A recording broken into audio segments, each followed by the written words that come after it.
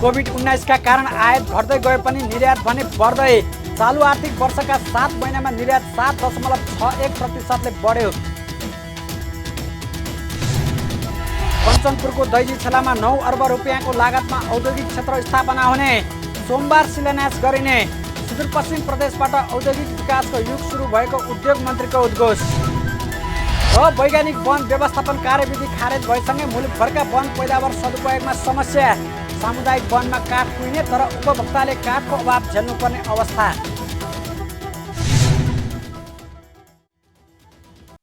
हामी छौं पल पल तपाईसँग,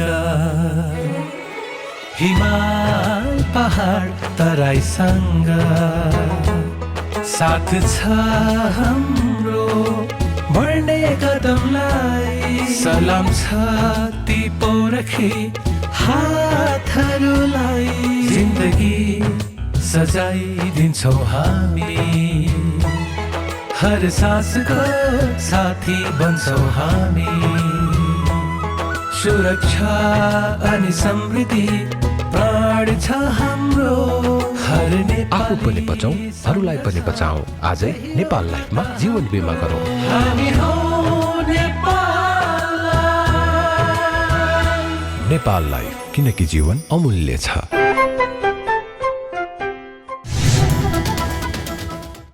नमस्कार, कारोबार समाचारमा स्वागत छ। अब समाचार विस्तारमा। मुलुकबाट मासिक 10 अर्ब रुपियाँ बराबरको सामान निर्यात हुने गरेको तथ्याङ्कले देखाएको छ। कोभिड-19 का कारण आयात घट्दै गए पनि निर्यात भने बढ्दै गएको अवस्था छ। अन्तर्राष्ट्रिय बजारमा स्वदेशी वस्तुको माग बढ्न थालेपछि निर्यातमा सुधार हुँदै गएको हो। भन्सार विभागको तथ्याङ्क अनुसार चालु आर्थिक वर्षका 7 महिना अर्थात् साउनदेखि माघसम्म निर्यात 7.61% बढेर 69 अर्ब 91 करोड 70 लाख 80 हजार रुपियाँ पुगेको छ। अघिल्लो वर्ष सो अवधिमा 64 अर्ब 97 करोड 12 लाख रुपियाँको वस्तु निर्यात भएको थियो। नेपालबाट छिमेकी मुलुक भारतमा धेरै वस्तु निर्यात हुने गर्छ। तेस्रो मुलुकबाट कच्चा पदार्थ आयात गरी नेपालमा प्याकेजिङ तथा प्रशोधन भई भारत निर्यात गरेकै आधारमा केही वस्तुका कारण निर्यात बढ्दै गएको तथ्याङ्कले देखाएको छ।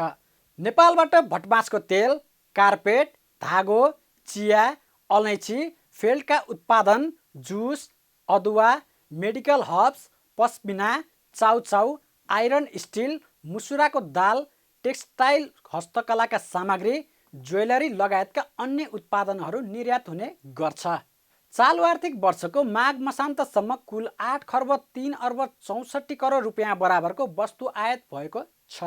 गत आवको यसै अवधिमा 8 खर्ब 3 अर्ब 60 करोडको वस्तु आयात भएको थियो। नेपालले विदेशबाट 1 खर्ब 42 अर्ब 40 करोड रुपियाँ बराबरको वस्तु आयात गरेको छ। 7 महिनामा नेपालबाट 69 अर्ब 91 करोड 70 लाख रुपियाँ बराबरको मात्र वस्तु निर्यात भएको छ। माघ महिनामा 6 अर्ब हाराहारीको मात्र वस्तु निर्यात भएको छ।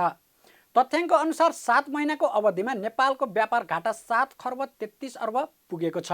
गत आवमा 7 खर्ब 37 अर्बको व्यापार घाटा पुगेको थियो। वैदेशिक व्यापारमा आयातको हिस्सा 92% पुगेको छ। नेपाल सरकारले भारत सरकारबाट खरिद गरेको कोभिड-19 विरुद्धको 10 लाख डोज कोभिडसिल्ड नामक खोप आइपुगेको छ। आइतबार एयर इन्डिया दिल्लीको विमानबाट सेरम इन्स्टिच्युट अफ इन्डियाबाट उत्पादित 10 लाख डोज खोप आइपुगेको हो। मन्त्री परिषदको गत 5 गते बसेको बैठकले कोरोना विरुद्धको 20 लाख डोज कोभिडसिल्ड खोप सोझै खरिद गर्न बाधा अड्काउ फुकाउने निर्णय गरेको थियो, जसमध्ये 10 लाख खोप आज काठमाडौँको त्रिभुवन अन्तर्राष्ट्रिय विमानस्थलमा आइपुगेको छ। खोपको अग्रिम भुक्तानी समेत भइसकेको छ। उक्त खोप यही फागुन 23 गतेदेखि 55 वर्ष माथिका ज्येष्ठ नागरिकलाई लगाइनेछ। खोप टेकु स्थित चिस्यान केन्द्रबाट प्रदेश स्वास्थ्य आपूर्ति व्यवस्थापन केन्द्र मार्फत जिल्ला स्थित स्वास्थ्य कार्यालयबाट देशभरिका खोप केन्द्रमा वितरण गरिनेछ। यसअघि गत माघ 8 गते भारत सरकारले अनुदानमा उपलब्ध गराएको सोही खोप आएको थियो। अहिले उक्त खोप अग्रपङ्क्तिमा काम गर्ने कर्मचारीलाई लगाइँदैछ। नर्भिक इन्टरनेसनल हस्पिटलले विश्वस्तरीय सेवा दिने अभियान अन्तर्गत नयाँ ओपिडी बहिरङ्ग सेवाको सुरुवात गरेको छ। अस्पतालले आइतबार पत्रकार सम्मेलन आयोजना गरी आफ्नो पुरानो ओपिडी भवनलाई पुनर्निर्माण गरी अझ स्तरीय आधुनिक बनाई सेवा सुचारू गरेको बताएको हो। अस्पतालका सञ्चालक प्रमुख कपिल गौतमले अन्तर्राष्ट्रिय स्तरको सेवा दिने अभियान अन्तर्गत नयाँ ओपिडी कक्षको सुरुवात गरिएको बताउनु भएको हो। अस्पतालले आफ्नो सेवालाई पूर्ण रूपमा डिजिटाइज गरी अत्याधुनिक बनाउने कामको सुरुवात ओपिडी सेवाबाट गरेको जानकारी दिनुभयो। उपचारका लागि लामो लाइन लाग्नुपर्ने र डाक्टरले लामो समयसम्म कुर्नुपर्ने अवस्थालाई हेरेर क्यू म्यानेजमेन्ट सिस्टम लागू गरिएको समेत बताउनुभयो। यस्तै बिरामीहरूले स्पष्टसँग देख्ने गरी डाक्टरको कक्ष अगाडि सम्बन्धित डाक्टरको फोटोसहित डिजिटल बोर्ड राख्ने अवस्था मिलाएको पनि बताउनुभयो। नर्विक अन्तर्राष्ट्रिय अस्पतालले निरन्तर रूपमा जुन अन्तर्राष्ट्रिय स्तरको सेवा प्रदान गर्दै आइरहेको क्रममा हामीले चाहिँ यो अन्तर्राष्ट्रिय स्तरको यो चाहिँ हाम्रो ओपिडी बहिरङ्ग विभाग चाहिँ सञ्चालनमा ल्याएका छौँ। यसमा चाहिँ हामीहरूले अहिले जुन निरन्तर रूपमा विभिन्न अस्पतालहरूमा लामो लामो लाइन लाग्नुपर्ने र चाहिँ डक्टरलाई धेरै बेरसम्म कुर्नुपर्ने अवस्था रहिआएको देखेर हामीले चाहिँ अहिले यसमा क्यू म्यानेजमेन्ट सिस्टम जुन चाहिँ हामीहरूले चाहिँ क्यू म्यानेजमेन्ट सिस्टमको थ्रुबाट चाहिँ नि डक्टरका लाइन नलागेर हामीहरू चाहिँ डाइरेक्टली डक्टरलाई भेट्न पाउने कुर्न नसक्ने अवस्थाको लागि अहिले नयाँ हाम्रो ओपिडी विभाग चाहिँ सञ्चालनमा ल्याएका छौँ, जुन अहिले हजुरहरूलाई म डेमोन्स्ट्रेसन पनि देखाउने छु।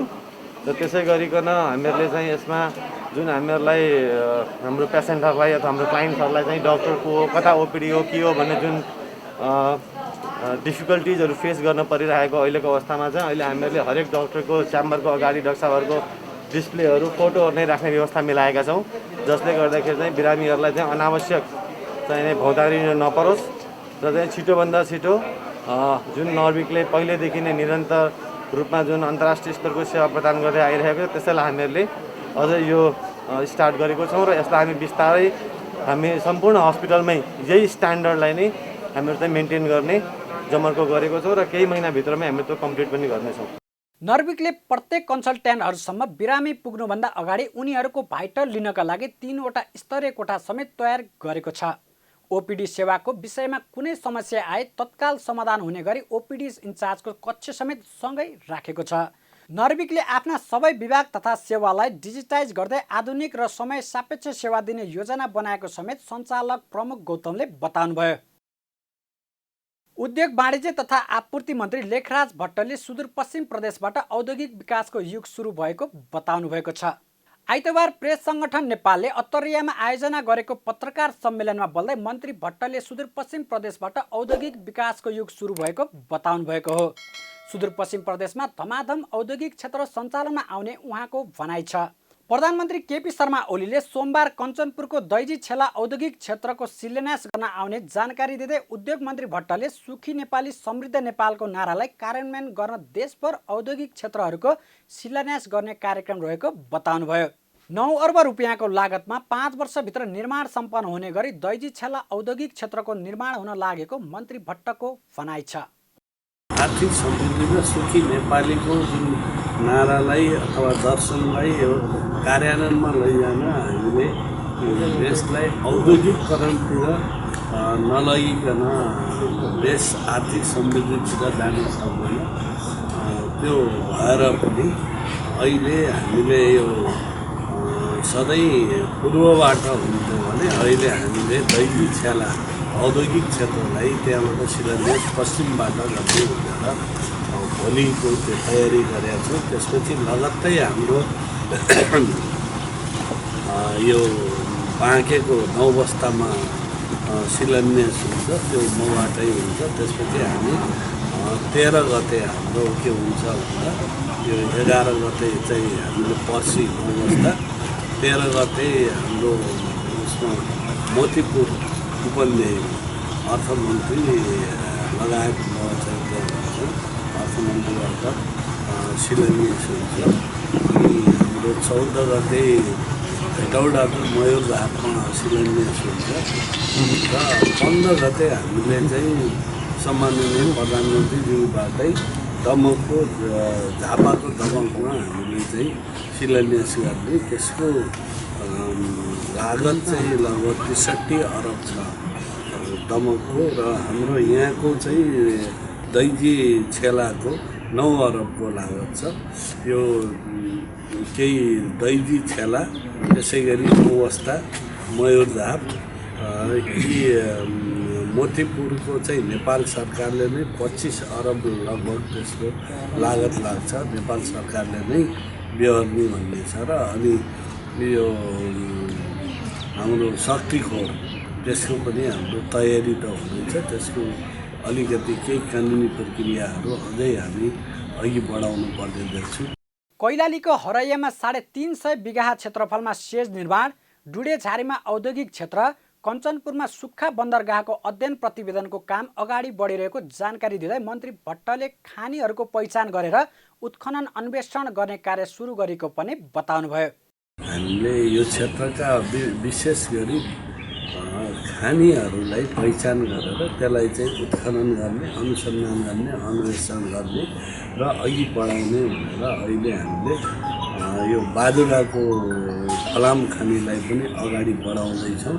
यही आर्थिक वर्षभित्र त्यसको अनुसन्धान गर्ने र के कस्तो छ त्यसको मात्रा भन्ने। अहिले हाम्रो उसको एकदम पोजिटिभ आएको छ, त्यो फाइनल भइसकेको छ धौवादी फलाम कारखानाको र 35% आएको छ। र हामीले अब त्यो कामलाई अघि बढाइरहेछौँ र छिट्टै हाम्रो कारखानाको लागि आवश्यक पर्ने जग्गाको भोगाधिकार र त्यसपछि आएर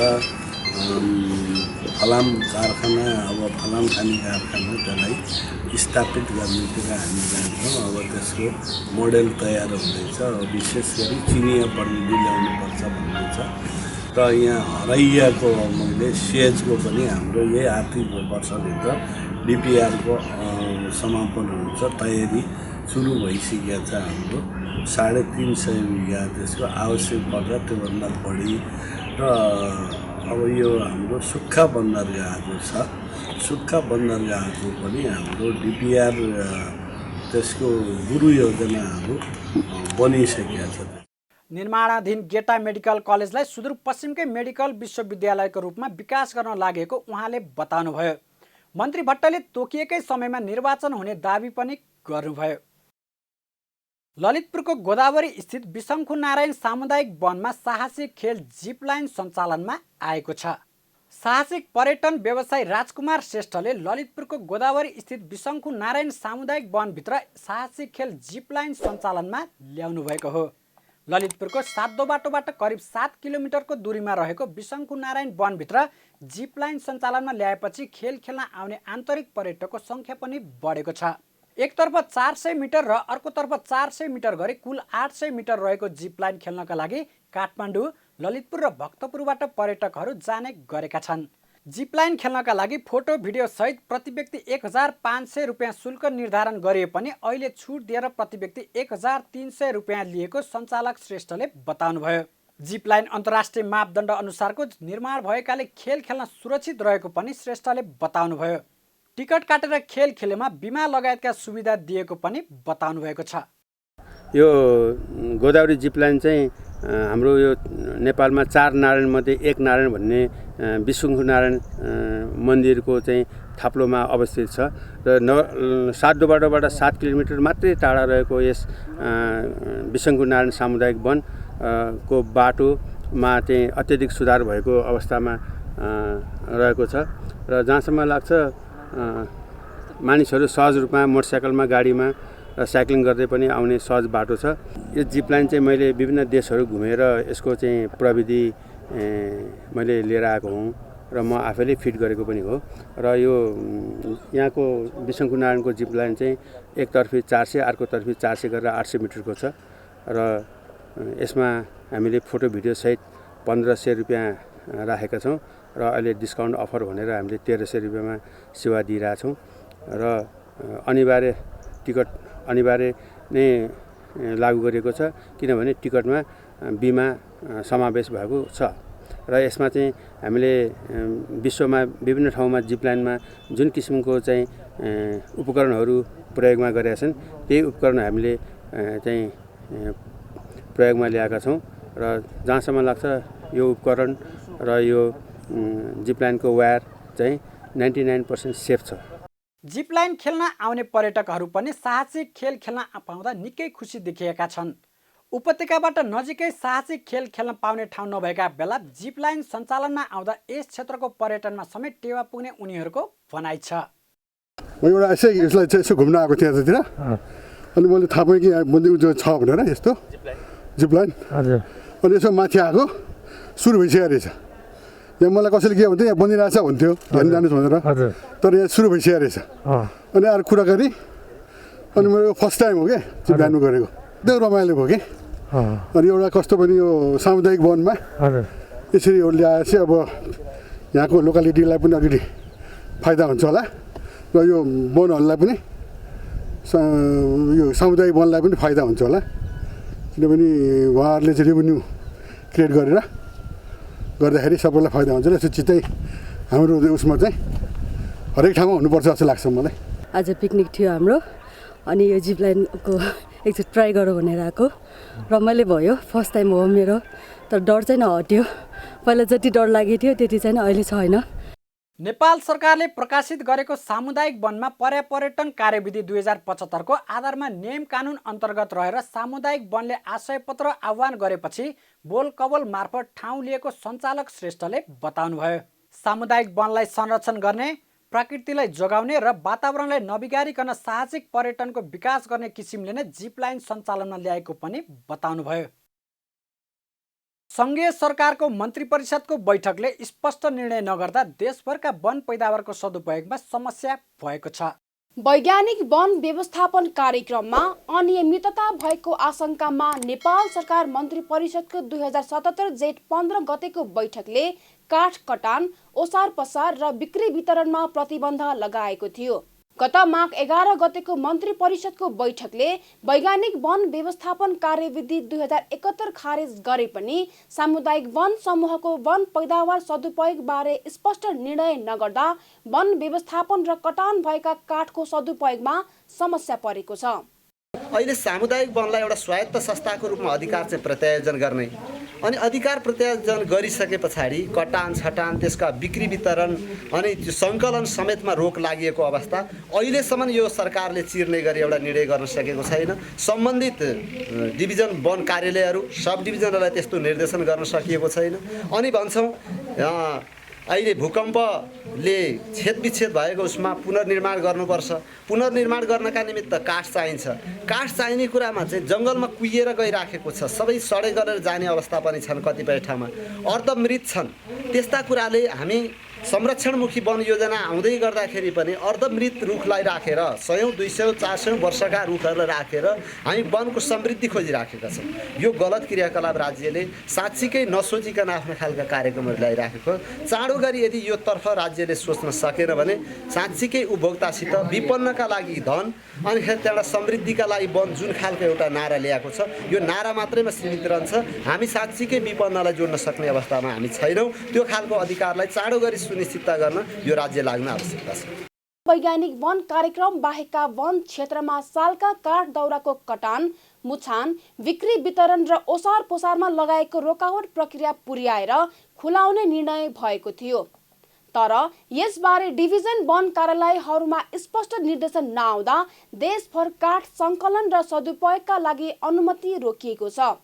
वन सदुपयोगका लागि अनुमति दिन माथिल्लो निकायसँग स्पष्ट निर्देशन माग गरे पनि अझै निर्णय नआएको वन कर्मचारीको भनाइ छ। यसको सन्दर्भमा राज्य नेपाल सरकारले जुन कटान काठदाउराको कटानको ओसार पसारमा जुन बन्देज लगाउने क्रममा जुन निर्णय गरेको थियो, त्यो निर्णयलाई फुकुवा गर्ने क्रममा चाहिँ अलि स्पेसिफिक ढङ्गले चाहिँ वैज्ञानिक वन व्यवस्थापनको कार्यविधि 2071सँग सम्बन्धित रहेको सामुदायिक वनका सन्दर्भमा चाहिँ स्पष्ट रूपमा चाहिँ निर्देशन दिएको देखिन्छ। त्यसका बारेमा चाहिँ र त्यो निर्देशन दिँदाको अवस्थामा चाहिँ सो वैज्ञानिक वन व्यवस्थापन कार्यविधि बाहेक अन्य पूर्ववत रूपमा स्वीकृत भएका कार्ययोजना अनुसारका चाहिँ वन पैदावार सङ्कलन कसरी गर्ने, त्यसको व्यवस्थापन गर्ने सम्बन्धमा चाहिँ निर्देशन अलिक प्रष्ट रूपमा नदिएको कारणले चाहिँ त्यो अहिले तत्काल अवस्थामा खुल्ने अवस्था देखिँदैन। यद्यपि डिभिजन वन कार्यालय बागमती प्रदेश अन्तर्गतका लगभग धेरै डिभिजन वन कार्यालयहरूले त्यो निर्देशन चाहिँ अलि अस्पष्ट भयो, यसले हामीलाई दुविधा पर्यो र त्यसको फुकुवा गरिदिनु पर्यो भनेर, यसको नीतिगत पहल गरिदिनु पर्यो भनेर बागमती प्रदेश उद्योग पर्यटन वन तथा वातावरण मन्त्रालयमा चाहिँ त्यसको हामीले जाहेर गरिसकेका छौँ। मलाई लाग्छ चाँडै नै त्यसको निकास चाहिँ एउटा निर्णय भएर आउँछ जस्तो लाग्छ। वैज्ञानिक वन व्यवस्थापन कार्यक्रम खारेजीको माग गर्दै आन्दोलन गरेको सामुदायिक वन उपभोक्ता महासंघ नेपाल फेकोफन पनि सरकारले स्पष्ट निर्णय नगर्दा विभिन्न खाले वन समूहले वन पैदावारको सदुपयोग गर्न नपाएको बताइरहेको छ। वनमा काठ कुहिने तर उपभोक्ताले काठको अभाव झेल्नुपर्ने अवस्थाको अन्त्य हुनुपर्ने फेकोफनको माग छ। सरकारले यथाशीघ्र निर्णय गरेर काठ सदुपयोगको वातावरण नबनाए आन्दोलन थाल्ने महासंघको चेतावनी छ। जङ्गलभित्र भएको जति पनि निकाल्नु पर्ने वन पैदावार छ त्यसलाई निकालेर अरू निकाल्ने प्रक्रिया पनि अब कार्तिकदेखि त खुल्ला भयो नि त। हिजो काटेर राखेको त्यसलाई व्यवस्थापन गर्ने बाँकी छ। अब बाँकी भएको पनि अब प्रक्रियागत हिसाबले चाहिँ वन पैदावार निकाल्नु पर्ने कुरालाई यो दुईटा कुरालाई सरकारले अप्ठ्यारो बनाएर राख्नु हुँदैन। त्यसो गर्यो भने चाहिँ हाम्रो राष्ट्रिय सम्पत्ति खेर जान्छ। उपभोक्ताले पनि आफ्नो पैसा लगानी गरेको छ, त्यहाँ उपभोक्ताको छ, व्यावसायिकको सबैको लगानी छ। त्यसलाई पारदर्शी हिसाबले एउटा अनुगमन संयन्त्र बनाएर त्यसलाई बेच्ने र अरू चाहिँ सामुदायिक वनले जुन वनले अनुसार पाएको अधिकारलाई प्रयोग गरेर उसको आम बेलाले निर्णय गरेर वन पैदावार निकाल्ने कुरालाई सरकारले ढिलाइ गर्नु हुँदैन। अब हामी राष्ट्रिय परिषद गर्दैछौँ यही फागुनको 18 र 19 गते। यो राष्ट्रिय परिषदसम्म सरकारले वन पैदावार सबै ठाउँमा, यो र त्यो भन्ने ठाउँ होइन, सबै ठाउँमा वन पैदावार खुल्ला गरेर त्यहाँभित्र भएको वन पैदावारलाई निकाल्न दिएन भने चाहिँ महासङ्घले राष्ट्रिय परिषदबाट एउटा निर्णय गरेर हामीले अगाडि बढ्नुपर्ने हुन्छ। अहिले सुखयाम सुरु भइसकेकोले वन क्षेत्र डढेलोको जोखिममा रहेको छ।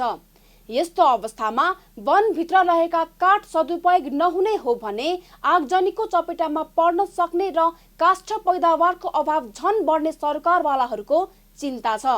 यसबारे संघीय र प्रदेश वन मन्त्रालयले ध्यान दिनुपर्ने उनीहरूको माग छ। साताको पहिलो दिन शेयर बजारमा सामान्य सुधार आएको छ। केही दिनदेखि लगातार दोहोरो अङ्कको सुधार आएको शेयर बजार मापन गर्ने नेप्से परिसूचक आइतबार 3.66 अङ्कले बढेर 2640.34 अङ्कमा पुगेको हो।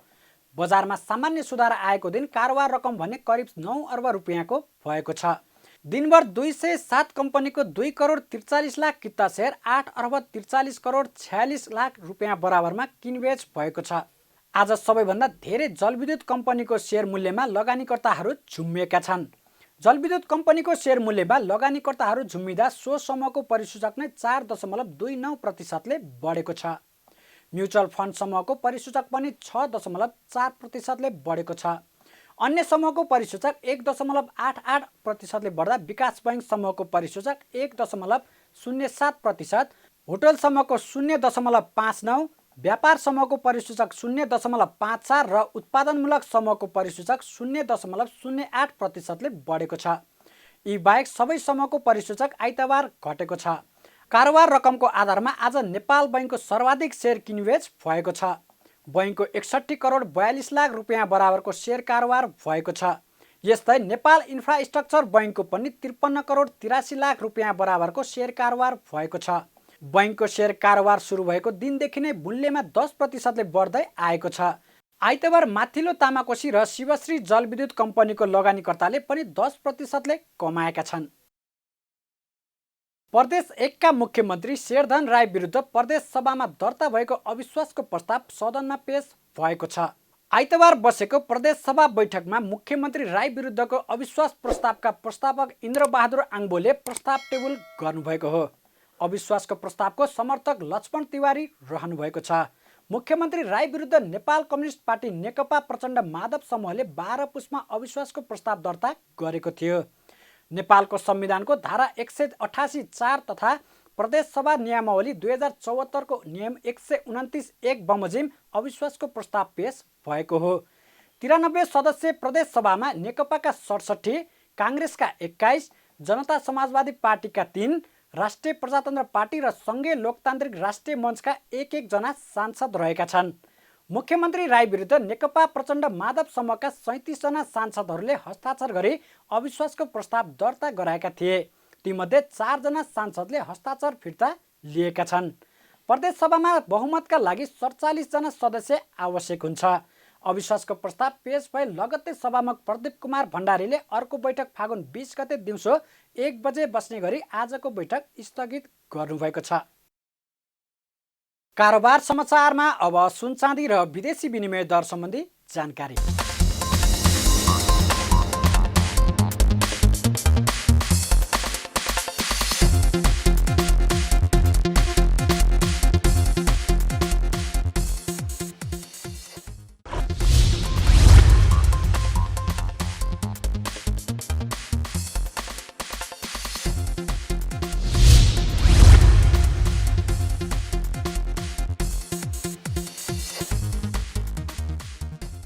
बिदा हुनुअघि अहिलेसम्मका प्रमुख समाचार फेरि एकपटक। कोभिड-19 का कारण आयात घट्दै गए पनि निर्यात भने बढ्दै। चालु आर्थिक वर्षका 7 महिनामा निर्यात 7.61% बढ्यो। कञ्चनपुरको दैजी छेलामा 9 अर्ब रुपियाँको लागतमा औद्योगिक क्षेत्र स्थापना हुने। सोमबार शिलान्यास गरिने। सुदूरपश्चिम प्रदेशबाट औद्योगिक विकासको युग सुरु भएको उद्योग मन्त्रीको उद्घोष। वैज्ञानिक वन व्यवस्थापन कार्यविधि खारेज भएसँगै मुलुकभरका वन पैदावार सदुपयोगमा समस्या। सामुदायिक वनमा काठ कुहिने तर उपभोक्ताले काठको अभाव झेल्नुपर्ने अवस्था। कारोबार समाचार सकियो। हामीलाई बिदा दिनुहोस्।